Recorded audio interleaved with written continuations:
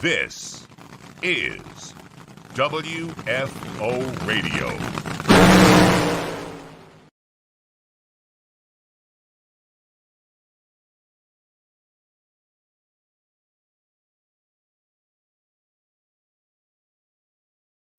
Hello and welcome to WFO Radio. I'm Joe Castello, and on this edition of WFO Radio NHRA Nitro, we'll be connecting with Leah Pruett from Don Schumacher Racing, driver for Mopar and Dodge, and coming in off a big season in 2020 and looking to improve and get even better in 2021. Want to remind everybody, yesterday we had Angel and Alan Reinhart. It was great stuff. It is in the archive, and tomorrow it's looking like we're going to be able to connect with Ron Tobler. Speaking of Don Schumacher Racing, Ron, who is hanging up the keyboard as a tuner in the Nitro ranks for the Napa team, but we're going to kind of do an exit interview with Ron and just look back at his amazing career. For those of you out there on the Facebook, YouTube, and Twitter, Leah just a couple minutes away, and super excited to catch up with Leah.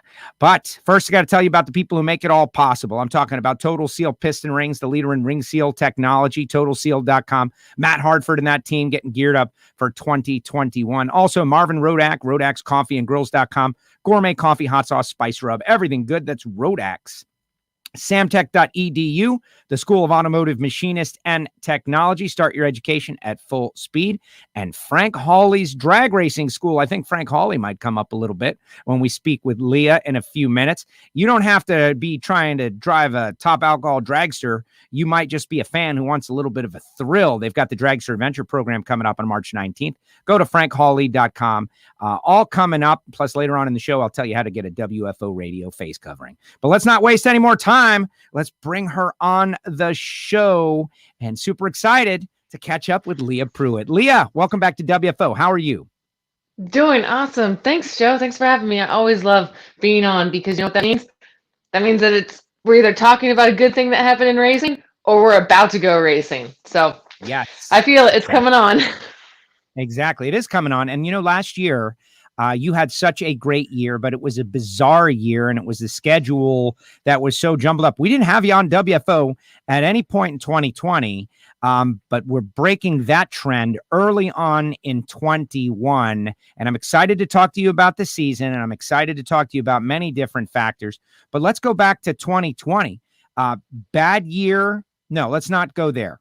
Let's start with what's important. I understand that the past couple of days, your father passed away and you're dealing with a personal tragedy. And I just wanted to say, before we get into the racing stuff, what matters the most is that my deepest condolences to your loss. I know that that's something you've dealt with and been dealing with. And, I'm sorry. Thank you. I appreciate that. And it is a personal thing, but however, I appreciate a lot of the fans and fellow racers because I raced because of my dad, and he started me in it, and raced nostalgia funny cars and advanced ET, and he always, he's always the biggest proponent of if I did ever make it big time racing that I would do well, and I know that he was super proud, and I want to thank everybody who's ever supported me with my dad along the way. I know that sometimes he was just a very interesting character to be around, but he's who he was is the person that he made me to be. And one of his telltale mottos that he lived through life and instilled in my sister and I was hard work, dedication, and focus. I mean, when my sister and I got up yesterday to do our eulogies, I was after her because I'm younger. And I was like, everybody, promise we didn't compare notes. Like a lot of our stories were the same, but that's the motto we live by. And I actually had got some tattoos touched up when I was at home in California, and I had got the acronym for hard work, dedication, and focus somewhere where I can see all the time, and it reminds me of him, and I still continue to feel like I race with him, and it's a good feeling. So. That's great. Be a good year. Well, the emotions of that kind of deal, we talk about it all the time, that this sport of drag racing, it's really hard to get into it if you don't have someone that leads you into it. Some people do, don't get me wrong, but for a dad to put his little girl in a junior dragster and send her out there to compete, and then for you to compete and be successful at the highest levels, that's that's a victory right there. And that's our sport. It's families. It's a family sport. And so obviously deepest condolences to you and your family. And it's something that I dread, frankly. I'm lucky my dad is still with us to this point. And given the pandemic, it's always on my mind. And so I'm thinking about you with that. And that having been said, though, it's 21. Racing is not far off. And you've got to be excited given what you did last year, the way your car ran, and that you were in the points right up until St. Louis. You were right in the middle of it. It's a phenomenal time to be starting into the season, of course. Just talking recently with my crew chiefs about what our plan of attack is, from what we had last week to what we have this week even changes. And just from, what we're doing with which car, are we starting off with the same chassis as last year, which was the original plan, but instead we're going to start off with the one Tony Schumacher was running, which was our spare car. So our spare car will become a primary car, new front half, new back half. That way we actually we want to start out of the gate with something and develop with something and know in our back pocket that our spare car is something that we can rely on and go back to if we need to. So just that type of conversation, of course, the things that we're not just surviving with, but we're thriving in, and we're talking about what is the next step. And it'd be kind of foolish to say that we don't all have challenges throughout the pandemic, right? Of how to get back racing and what does that mean. But I'm here to tell you that this Mopar team, we're not just participating in the 2021 season. We have taken every single opportunity of time to delve into what can we do better and greater and more efficient and work on that. That's going to focus us on our team to be better than we were last year. And, we've had crew guys that were working and then not working and coming back, and they're in the shops and we're ready to rip. And I was fortunate enough to go to Bradenton a couple weeks ago and smell the cars and drive Mark's a factory car and get my first sense. And the guys at the fuel shop, they're just, we're just itching. We're just itching for that first nitro itch or smell. But I have to say that this year is, right there. Yep.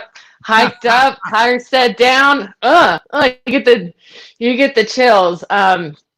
And that's not something you just jump right back into. It's not exactly just like a bicycle. It's a 330 mile an hour bicycle, and you have to, as a driver, I'm doing exactly what I did last year when we had that time off.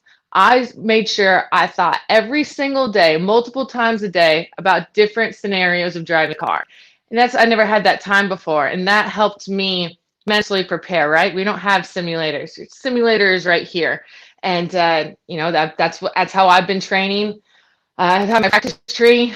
Some people probably know by now, I broke my right foot in December, and I've been mending that for 2 months, and I'm ready to rip. I'm basically out of my boot, and it's a very scary time, but no better time than in December to do that. So thank you.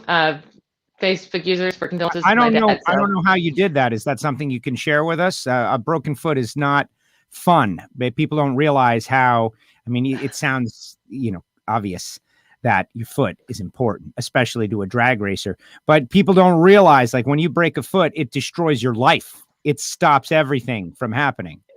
You're completely right. So, and I kept it secret for a little while to kind of figure out what my recovery path was looking like. I broke my fifth metatarsal in a kickboxing incident in December, and I've never really broken a bone before.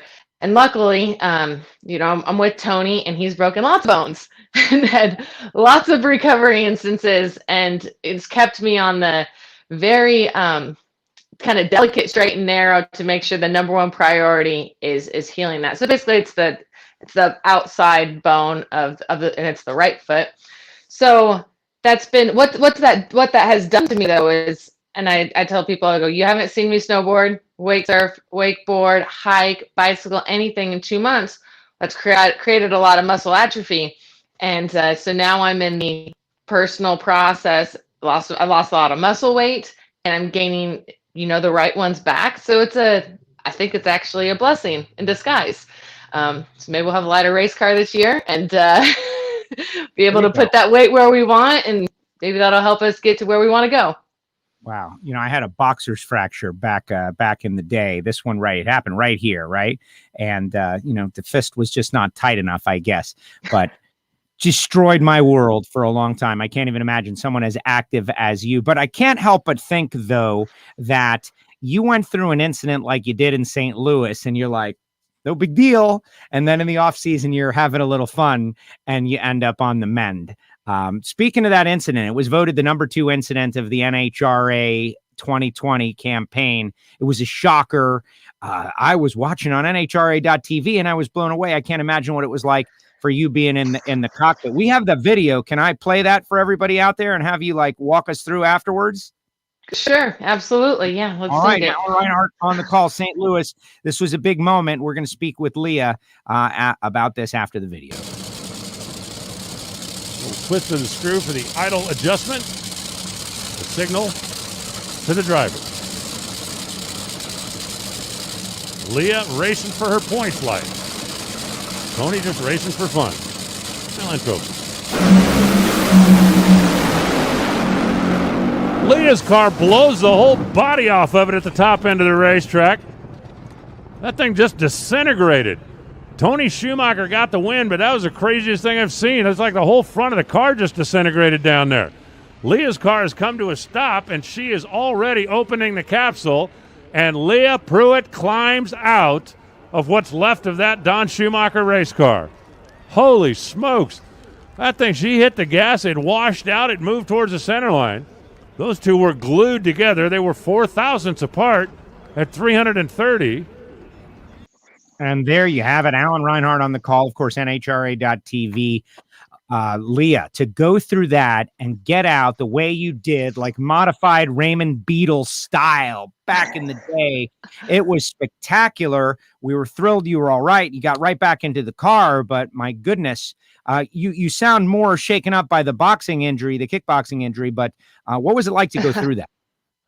Well, I kind of want to go through backwards of watching that. I watch it about every week because it'll come up in conversation or the partner or something of that sort. But first and foremost, right, I was more safe getting out of that race car than I was in a kickboxing incident. And so that's a testament to Joe Fitzpatrick, Dan Murphy, our entire fabrication shop team at DSR, DSM, for building a race car that kept me completely safe through a very traumatic incident like that. Me getting out very abruptly, that's something that Frank Hawley taught me and Jack Beckman. And then in those moments, I even thought, like, they've had a lot more incidences like that than I have. And you get out and then it was actually like, I even thought about let everyone know I'm okay. That's what that was. And then I didn't really even know if I was okay, but I felt like I was okay. But as going backwards through that run, I remember every single portion of it, from how exactly it felt when I left the line. I hit the gas, went left a little bit, I steered it right, and I'm like, man, that's a really big correction to be having this early in the run by the time I'm at the tree. And then it steers left again, and I'm like, man, is that a hole? Like, with this, we don't typically put out holes. It's been a while. I mean, it's really only 1 or 2, maybe a season where it's early in that run. And I'm like, this is the second round. Tony Schumacher's in the other lane. You're going to drive that car and put it in that groove, and you're going to get it to the finish line first. Like, that's the small job that we have, right, as these race car drivers. So when I made the right move and it goes left again, and I make another right move, but the second right move that I made was I went from looking at straight down the dragway and have my focal point to now it's no longer there, and now I don't see the racetrack anymore. And that's when I got out of the throttle and the car's bowed like this. I'm like, this is not right. I got out. I can see the injector blades close. The engine's still running, and as it comes more, I'm going to break this up real quick because at Thanksgiving dinner, God bless her heart, my great aunt, she's like 90 something. She goes, Leah, I saw your crack up. I'm like, what? I was like, you mean my accident? Yeah, your car, it cracked up. And I'm like, oh, thank you. Thanks, Graham. But at that moment when I'd seen the scoreboards, and then I no longer saw the scoreboards. And in that moment, I mean, I clearly know this is not right. This is not okay. I can't steer anymore. A flash of factory stock came in my mind. because we hike those wheelies high and they're early and you stick with them. And then you have your focal points of, or your reference points of like, am I square based on how I left? So about a millisecond of that thought went in my mind. And I was like, no, this is not your factory car. This is the fuel car.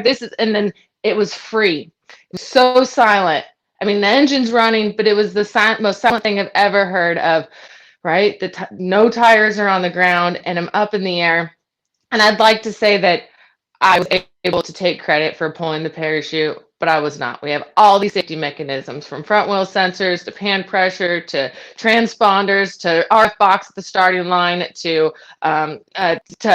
wing intrusion deployment, all of those things. But ultimately, between it being suspended in the air for that amount of time and the amount of lead that we had, and the good Lord looking down upon, that lever was pulled by him. And that is what ultimately brought the car back from completely pirouetting and bringing it down. And the impact really wasn't so bad. I mean, I had some repercussions from that afterwards, but that's how I got to walk away, was it dropping on the ground and how safe I was inside it. And the very first thing in my mind was like, get this thing. I'm holding on to the steering wheel. I know that there's nothing there, but I'm pulling on the brake and just trying to get this thing to stop. And my emotions after that were so, I'd never experienced an incident like that. I was in shock of what had happened. 2, upset that we lost. 3, glad I was okay. 4, had first round of factory stock to run right after that we really, we had something to show in that. And 5 was, well, that was our spare car in the other, like, if we won by any means, if we would have won that round, somehow stayed in our own lane, whichever. Tony was racing our spare car, so we didn't have a spare car to go into the next round. So those moments right there, what that really did for us in the rest of the season and coming into 2021 was, right, our preparation and what we need for everything that could happen, from mentally to parts wise to strategy and dynamics with the car, everything. So it really was a blessing in disguise in every way, safety wise and in preparation for this year. So wow. Yeah. A valuable experience. I love that you guys have made it. I'm a big believer in turning a negative into a positive, and what you went through is not a good thing ever, but to take the best out of it and learn from it and apply it. And now here in 21, you've got the experience under your belt. It's nothing people don't understand. There's nothing the driver is going to be able to do. I found it interesting that whatever it was that was happening is probably what you were describing as you're feeling like this car is not handling like it normally does. Something is happening at the micro level early on, and you're sensing it, you're feeling it, and you're getting all that feedback. And for people out there thinking about how fast you have to be thinking all these thoughts while you're getting all this feedback in the time to just watch that race, it's hard to take it all in. Amazing breakdown of that. And thank you for doing that. I don't like to talk to racers about crashes too often, but that one was just so intense and you were able to use it and go forward. So I think it was valuable. Absolutely correct. And thank you. Yep. And we've learned, what the 1 millionth percentage of a problematic, incident that happened on that run that made that happen. And, rules we've fixed that. We moved on already in the 2020 season with that. And that's what we're moving forward with. So yes, cool. We've got some people out there. I'm ready to race. But you are. Krista Baldwin checking in. Everybody's ready to race, Leah. Seriously, I was at the divisional race this past weekend. I know you've been doing some stuff. I do want to ask you about a couple of different things as we get going. But you've been stealing some headlines even while not racing with, AP and big stories. Let's call it, celebrity racer relationship with Tony Stewart has got a lot of people captivated. And I think those things are good for the sport. Honestly, I really do, because people, they like to follow their racers all the time throughout their lives. That's why social media, and your social in particular, is so popular, because you show your life everywhere, whether it be the wakeboarding or hanging in the mountains, et cetera, and so on. What has it been like to be involved with someone who is maybe one of the few people busier than you are? It's been It's been fun for one.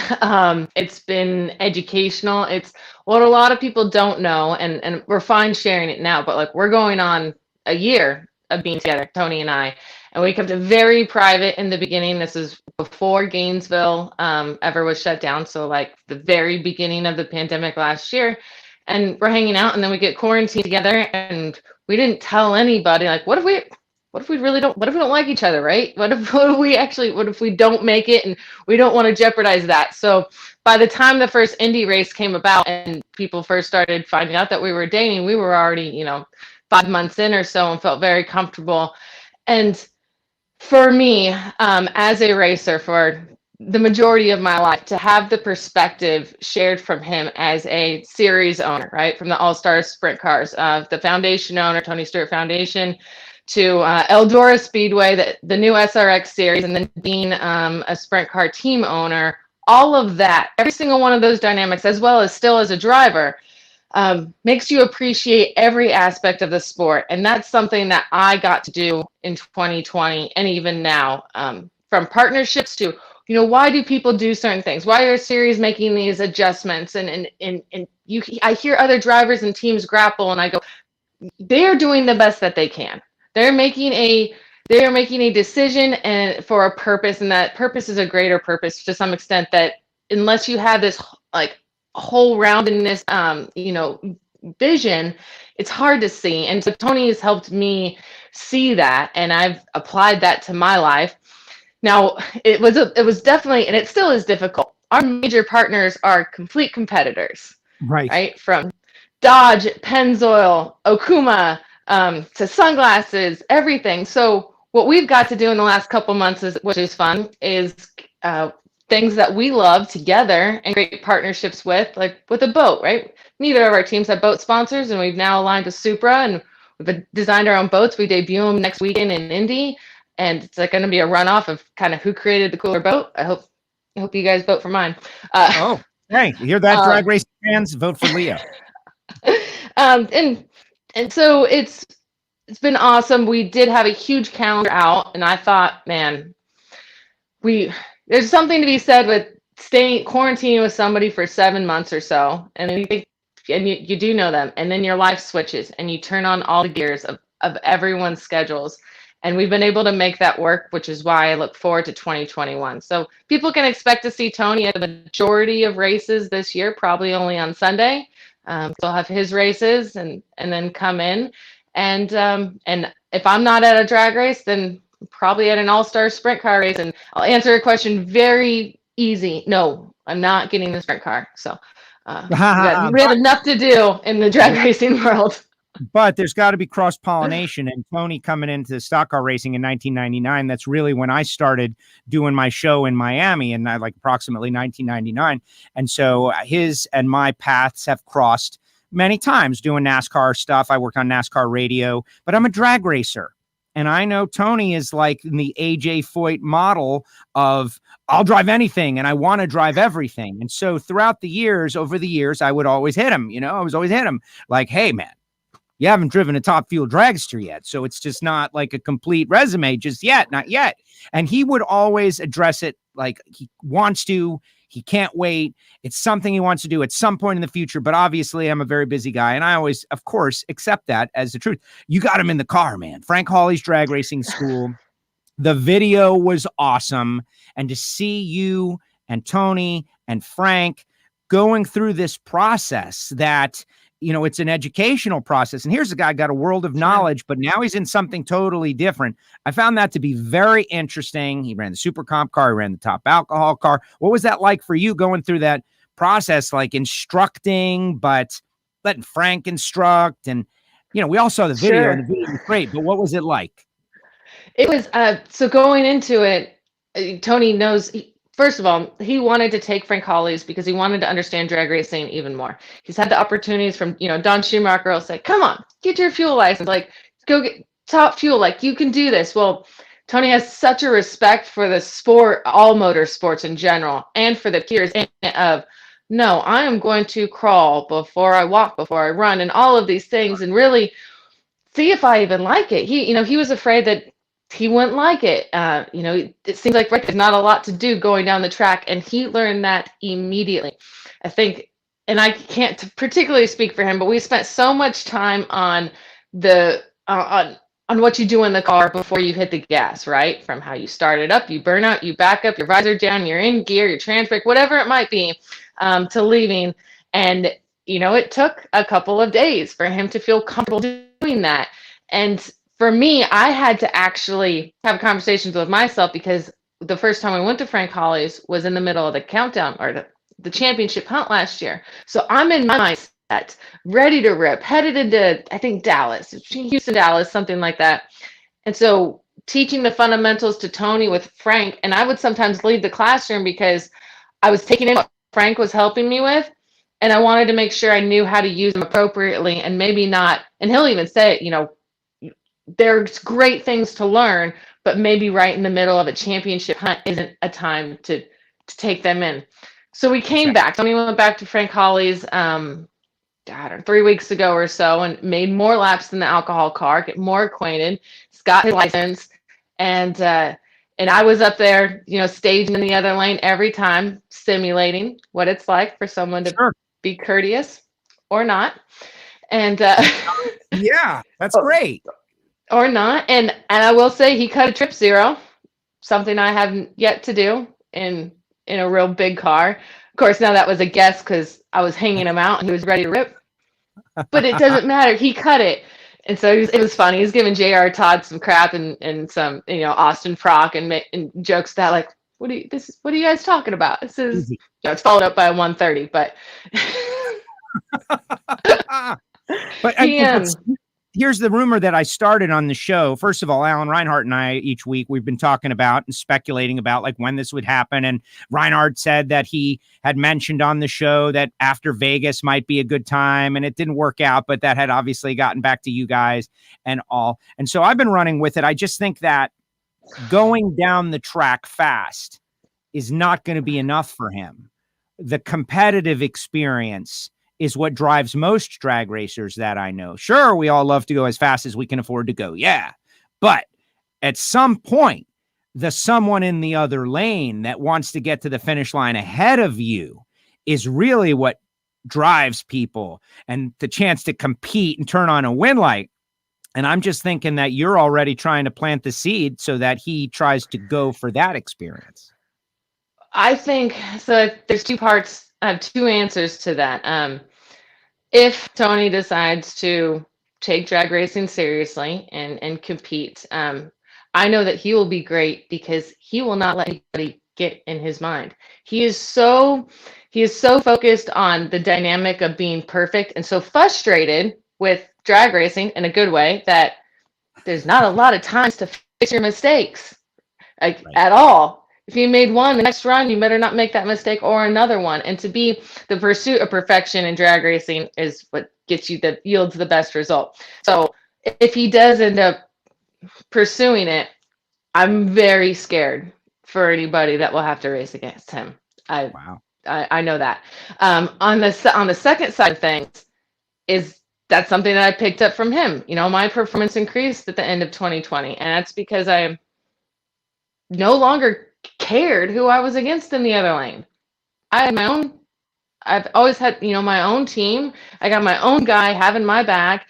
We're talking about race and focusability and focusing on ourselves. And so that's how he has been able to have, it's 7 championships, 3 cup championships. And yes, someone else is there. And I think that's why, my perspective into 2021, there's a lot of new competitors that are coming back in, right? Hopefully Brittany and Salinas and Torrance is out, with the crown and all that.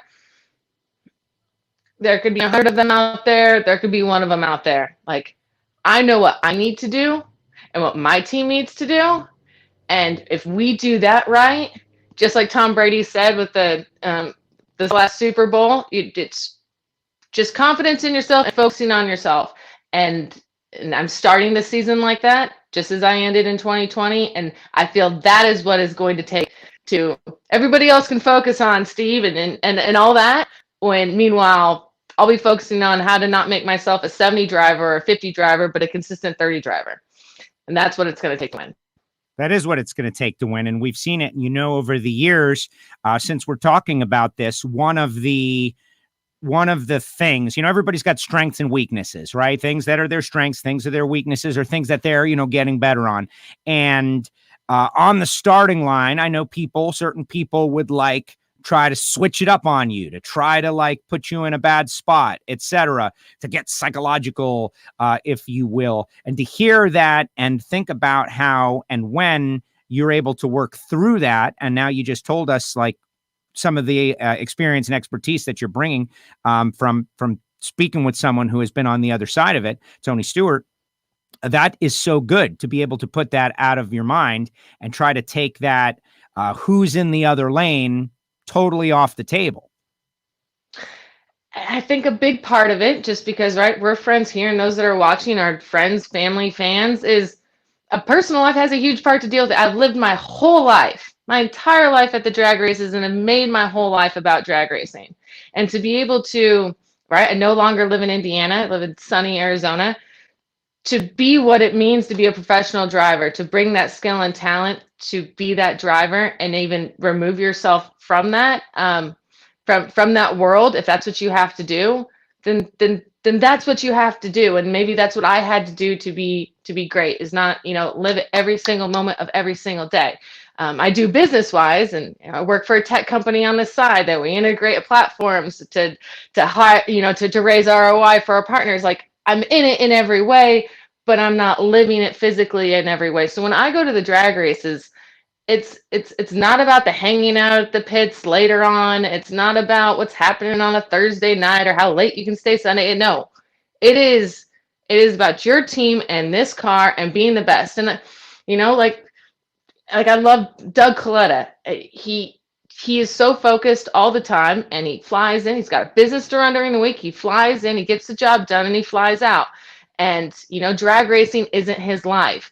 And that's what I think maturity, right, goes through its waves. And then, I'm in a wave of my maturity journey of drag racing, and started from juniors, and hopefully have established myself enough to, be a professional race car driver. And then what is that next step for me? And everyone is different. So it is about literally staying in your own lane. Interesting. It is about staying in your own lane. So true. And also, what do you like? Just 32 recently, something like that. I think that's the age where people mature, period. I know you can, go into the military at 18, and you can vote at 18, you can drink at 21, you can rent a car at 26. What's up with that? But really, I feel like most people genuinely get comfortable with who they are in their early 30s. They become the responsible person that they're going to be for the rest of their lives in their early 30s. And you're to that point now, and it's just great to see you becoming that person. All right, so let's talk 2021 competition. Gatornationals, Amalie Motor Oil and NHRA Gatornationals are in a few weeks. And is there going to be testing, for instance, for your team, DSR? Where are you going to test? What are you going to test? Give us that platform. Sure. So what 2021 looks like for us, for me particularly, is back running 2 cars for the multiple year in a row. This season at Gainesville, we will be debuting finally the 2021 Mopar Drag Pack. So right there, we had last year's edition, and we've been in development with the new Drag Pack for 2 years. I got to be the very first one to drive it in development about 2 years ago. And as we would be testing in 2019, we'd bring out the new one, and man, we'd have security everywhere, all of that. But what SRT has been able to do now, and through approvals with NHRA and chassis specs, we've now on a 3.0, we get to compete with this new car. Now, don't have all the answers of the testing situations. We had planned, I do want to say we had planned to go to Orlando to race with you and Wes. And of course there was that. Sure. Yes. Of course, Factory Stock was invited there this year. But because we're focused on a proper debut for Gainesville, we will be not attending the Orlando event. However, will be The fuel team will, of course, be at the protest session at West Palm Beach, Florida, the week before Gainesville, testing there, getting, getting off of this winter break and getting our chassis back on the track and then headed over into Gainesville. So, this is the first time that we've ever started the season. Most of us have ever anyone has ever started in Gainesville. And so I think that's going to be a real treat for the fans. The Southern fans have had to always watch and see Phoenix and Pomona have to happen and wait for the debut on the East Coast, where now it's all there. And I think it's very proper. And I can't wait to literally get out of the gate with a brand new mentality, brand new race car. My same team still have Todd Okahara, Neil Strasbaugh, the majority of my guys. And it's going to be a great start to the season. So in 2 weeks, when we go out to Florida, I'm in Florida for a whole month and a half. So enjoying time here. Yeah, well, you just get ready for a little humidity and you won't have straight hair anymore. The Palm Beach International Raceway test, that's my closest track. I love the idea you're going out there. I won't be there because I'll be at Wes's race, the World Door Slammer Nationals, but I can tell you that the South Florida fans are ready for you guys to come. They're super excited about it. People are already texting me about it, and that is a great program. And, who knows what the future holds? A lot of people have talked about Gainesville. All right, 2 final questions. You've been so gracious with your time already. First, let's face it. You already mentioned the Capco team. They're doing something special, right? Special team, special race. They're on the top of the mountain. You mentioned Tom Brady. I think about, someone's got to knock the person off the top. They're never just going to walk away. They're just, maybe, but someone always knocks the guy off the top. Someone is eventually, it might be them. Who knows? Maybe they have a bad year, or maybe someone steps it up. Can Leah Pruett knock the Capco team off the top with her guys, her Mopar Don Schumacher racing team with Todd Okahara and Neil? Are you guys ready to be the guys that knock Steve Torrance and Capco off the top of the mountain? I can tell you, Joe, that we're not going just to get the entry ticket into the Gatornationals for 2021. If there's anybody that can do it, we are definitely that team and that driver. Now, we can't outspend them, but I guess we can outwork them. And if we can outwit them and outplay and outlast and all the survivor things that are with it, that's what it's going to take. They do. They've got all of the great resources and all the great things, but it's not impossible, and it can be done, and it lies within the heart. And the heart of Steve and the Laganas and everyone there is incredible. Yes. But the Hawaiian Punch and Neil and our team and what we went through last year of creating a second team with Corey Mack, which was awesome, bringing Tony Schumacher back in. We had a lot of distractions that a lot of people don't know of. So for us to start 2021 focused on our team and our performance is going to be something that, I don't want to say, Steve, we're coming for you, because no, we're staying in our own lane. We're focused on ourselves. But for the fans, this is going to be a great season to watch. I can guarantee you.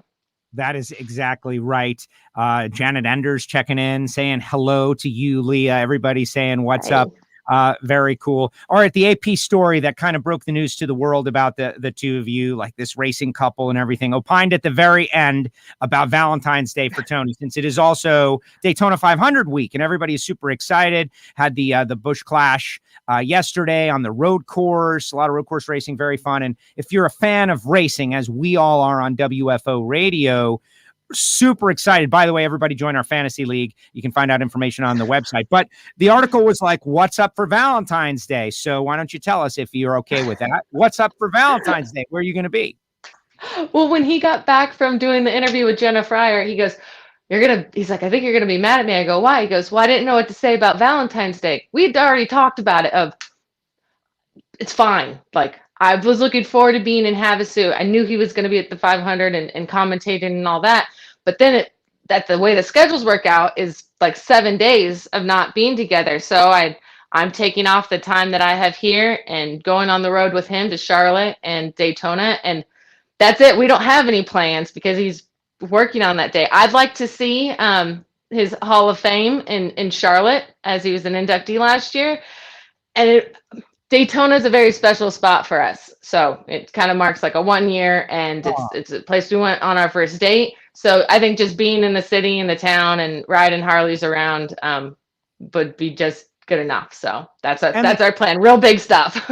Well, but you're a racer, and that's the thing. It's like, what do you want to do on Valentine's Day? I want to be involved in something that has something to do with the advancement of racing, because that's your life and his life and my life and all of our lives, and the fans out there watching on Facebook and YouTube. Like, we love the fact that racers are doing something around racing, and this is almost like the start of the year and a holiday for us to know that there's action in Daytona. It means to me, the Gatornationals are right around the corner, and we're going to get racing, and you're going to be going fast, 330 miles per hour. Leah, thank you so much. You devoted so much time to us here today on WFO Radio. I can't wait to see you back out there. Of course, I'll be in Gainesville for the Gatornationals, and, good luck with the test. Have fun this weekend. Thank you for sharing all this great stuff. And I'm really excited about the Factory Stock Showdown car, by the way, because after all, I am a door slammer guy.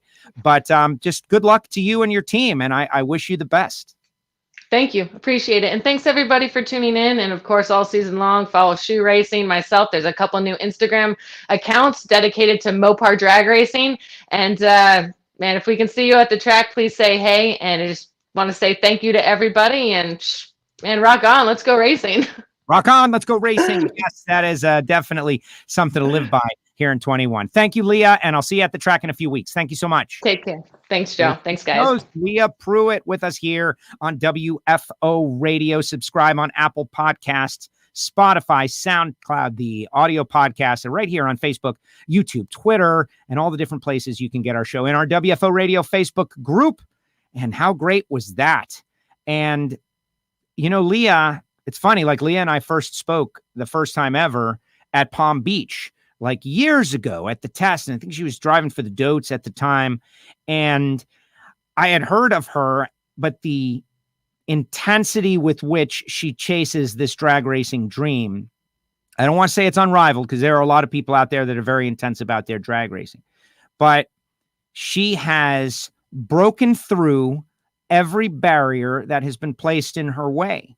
Unfortunate challenges. Oh, the big opportunity. Oh, the big opportunity is gone. Oh, does she stop? She doesn't stop. She finds a way to improvise, adapt, and overcome. And the fact that she has been able to become one of our sport's most marketable, most well-known, and personable drivers, who runs the Factory Stock Showdown category, who develops cars for Dodge and Mopar, that extends beyond drag racing. And it is so good for the sport. It's good for me, and it's good for shows like this, that she is a hustler and gets it done. And so I wish her luck this year, and I thank her for coming on WFO Radio. All right, put your comments in the comments section here on the show. Before we get up on out of here, I do want to remind everybody, Ron Tobler is going to be on the show tomorrow, 4 p.m. Eastern time. Longtime crew chief for the Napa Funny Car of Ron Capps is hanging up the crew chiefing clothes, the keyboard, man. That's what you hang up when you're a crew chief. And Tobe going to be on the show, and we will probably have a glass of wine together to, kind of just head on out the door. He's going to head out the dough, but he's got a bunch of stuff he's doing that he's going to tell us all about. And the thing about Tobler is he's drag racing for life, baby. There's no walking out on that. But let me tell you about the people who make this show possible. Talking about Total Seal Piston Rings, the leader in ring seal technology, totalseal.com. Check out the Hidden Horsepower podcast. I create a podcast for them, and we're actually beginning to expand our podcast creation library.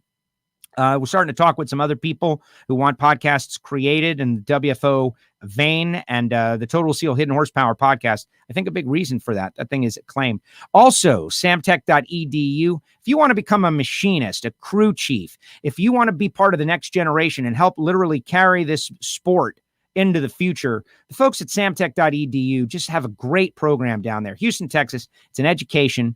Get it. Marvin Rodak, he's just a buddy, man. He's got coffee. He roasts coffee fresh per your order. Hot sauce is Spice Rub. He sells grills and outdoor kitchens down there in Fort Worth, but he'll send you bags of coffee.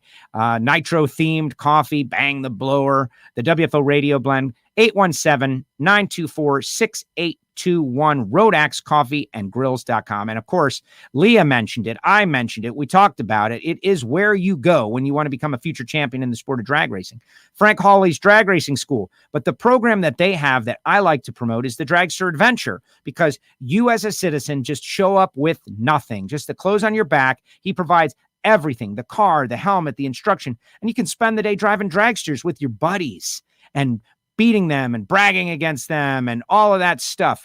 Go to frankhawley.com to find out more information. The next one is March 28th. And folks at Nitrofish, very helpful to us. And if you want a WFO Radio face covering like this one, they're just $10. And then I throw in some WFO Radio stickers and you're all good to go. Go to the website, WFOradio.com. You can play with PayPal. You can pay with a credit card. You can send me some Bitcoin. No, you can't.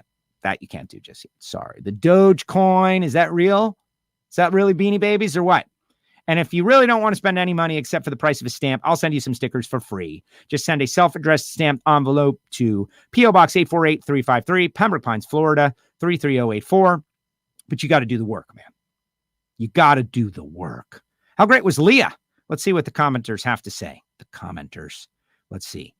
Monica says, great interview. Yeah, she's great. Come on. She's one of the best out there. Fontaine says, hello. Hi, Kelly Klontz. I guess Kelly's out there somewhere too. Like, I love the fact that in our chat room during the show, everybody is connecting and interacting with each other. You can also do that in the WFO group. Another great interview, Joe. Thank you very much. Love her attitude. I love her attitude also. Two of my favorite racers, Leah and Tony, looking forward to 21.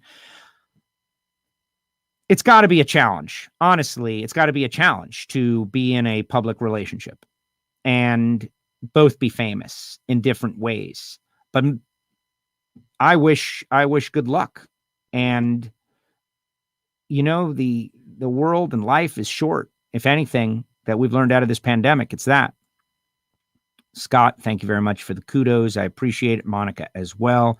Very candid conversation. That's what WFO is all about, which is why you should subscribe or like or click the bell or whatever you're doing, wherever you're watching. By the way, thank you for the awesome decals. Love them, says Mark. The decals obviously came in. Yes. You know, some call them stickers. Drag racers call them decals, right? And I really don't know what the definition of one to the next is. Stickers, decals. But yes, enjoy your decals, Mark. Love it. Another Mark. Love the show. Thank you for some of the greatest drag racing content. We are weekly. We are live. Yesterday had Angel jump on with Alan Reinhardt and myself. Tomorrow, Ron Tobler. We're going to keep on going. Love WFO Radio, says Keegan. Thank you very much. And Greg, who I saw out there at Orlando Speed World calling the action on NHRA.TV this past weekend. WFO face coverings are the best. He was rocking one. That's how I know the fans, man. I see him in the face coverings. What's up, Greg? Thank you very much for doing that. And big supporter, Greg, like a Patreon, going to send out Patreons their special WFO Radio t-shirts. She was fantastic. Absolutely. Let's see. Russell just says, awesome. Thank you, Russell. Time to board the ferry to Holland. I'll listen back on Apple Podcast. Kev, a new Patreon. He's going to Holland. What are you going over there? What are you going to Holland for there, Kev? Huh? What's over there that you need to go to Holland? Huh? Yeah, Kev. Everybody wants to know what's in Holland, Kev. What are you doing over there, Kev? Huh? Like, I'm just wondering, Kev, what's in Holland? You know, if I was over there, Holland would be somewhere that I would go. Great show, Joe. Go for Joe. I don't know who that is, but I'm guessing they know that that's Courtney's joke.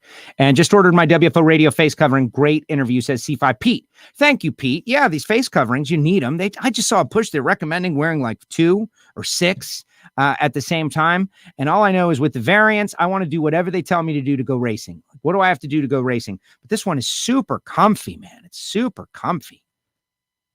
That's the thing everybody says. Working hard to pay for the race car. All right. I tried to catch you there, Kev. No big deal. No big deal. I thought maybe you were going for like social reasons, for fun stuff over in Holland. I hear that there's fun stuff over there. Oh, Mama Seelig is out there saying, what's up? What's up, Jay? Jay Seelig is out there.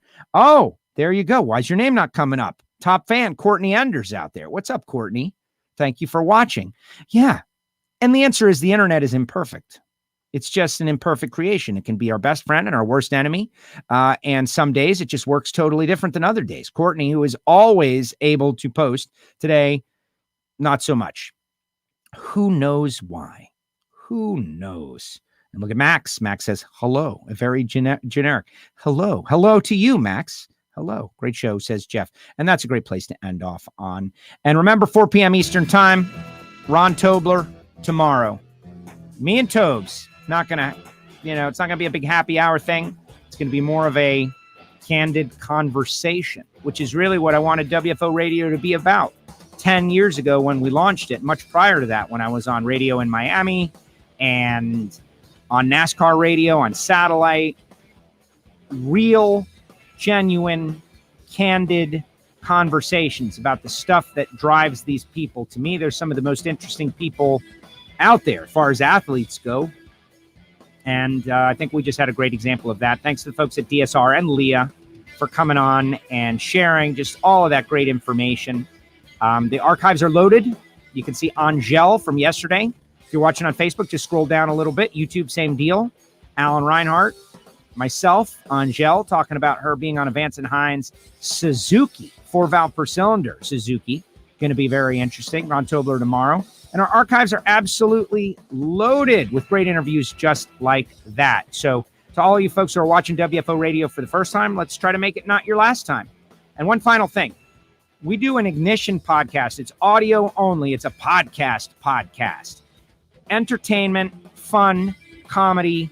It's called Ignition. It's in our feed, and we give all of our fantasy NASCAR information. So if you want your name on that trophy created by Tom Patsis of Cold Hard Art, who was making trophies for WFO Joe long before he did anything for Alex Smith. Thank you very much, Alex, for all the publicity. But your name could be on that trophy if you win our fantasy NASCAR league. You just got to sign up, drivergroupgame.com. All the information is on our Ignition podcast. Check it out. These guys love the archives. Everybody is stoked. And thank you to Leah once again for coming on the show. And we'll see you tomorrow, 4 p.m. Eastern time. Thanks to these great sponsors and everybody who supports our show. And we'll see you next time right here on WFO Radio.